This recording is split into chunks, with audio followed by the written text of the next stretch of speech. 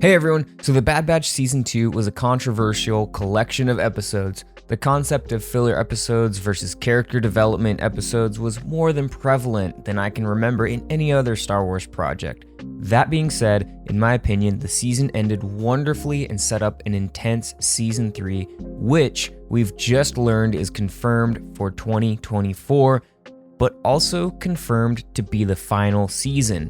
This information was announced during the Bad Batch panel at Star Wars Celebration that's happening over in London, so let's talk about what this panel got to see, because if you're like me, you weren't there to hear it yourself. One of these years I'd love to go to Star Wars Celebration. But first, let me make the cringy like and subscribe plug.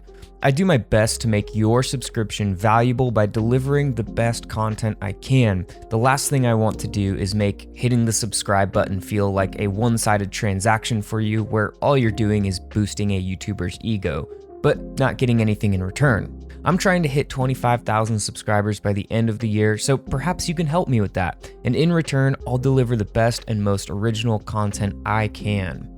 Let's jump back to the Bad Batch Season 3 though, because that's really why you're here. The Bad Batch panel got to see a short teaser that began with Palpatine, voiced by Ian McDiarmid of course, telling Royce Hemlock that it is imperative that the facility on Mount Tantiss remain secured. The teaser also shows what each member of the Bad Batch is up to at this point. Hunter and Wrecker are impatiently plotting Omega's rescue, while she and Crosshair are still in Imperial custody. The teaser made it seem as if Crosshair has given up hope, and it's Omega's optimism that will get them through. There are also glimpses of Rex, Commandos, and other clones. Fennec Shand will also make an appearance, so lots of cool characters in Season 3.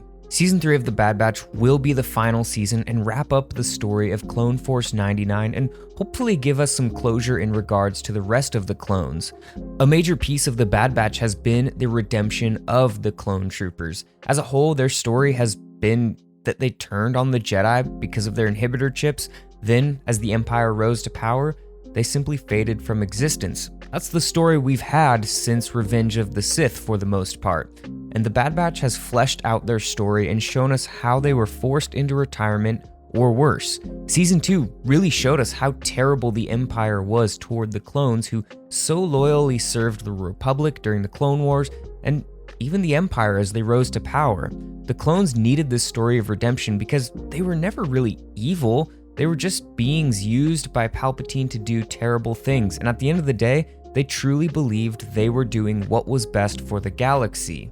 If Season 3 is the final season, I believe that we're gonna finally see a large-scale clone rebellion, perhaps a full-scale attack on Mount Tantiss to save Omega, Crosshair, and many others who are being held prisoner. Hey, who knows, maybe Tech is even being kept there. I made a video regarding my Tech is alive theory, but The Bad Batch has been an incredibly important show in the overall Star Wars story, not just because the clones are getting redemption and closure to their stories, but because it's also laying the foundation for some of Palpatine's more sinister long-term plans. The facility on Mount Tantiss will be important to the story unfolding in The Mandalorian and the upcoming Ahsoka series, as well as Dave Filoni's New Republic era movie.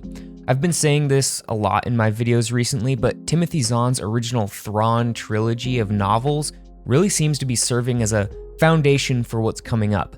And I'm not saying it'll be a copy and paste retelling of these novels because it's already broken that pattern, but many of the plot points in these novels seem to be taking shape in current projects. If you're not familiar with these novels, it basically is the first expanded universe story that we got. It really established the Legends continuity that most long-term Star Wars fans have been familiar with. It takes place after Return of the Jedi, 5 years, which is about the same time as The Mandalorian, and it follows the New Republic, finishing off the Empire and continuing to be at war with them, but it also tracks the rise of Grand Admiral Thrawn as heir to the Empire, and the facility on Mount Tantiss is one of the key points in his plan to ultimately overthrow the New Republic. I don't want to give away the whole plot of these novels because if you haven't read them, you really should. It's an awesome Star Wars experience,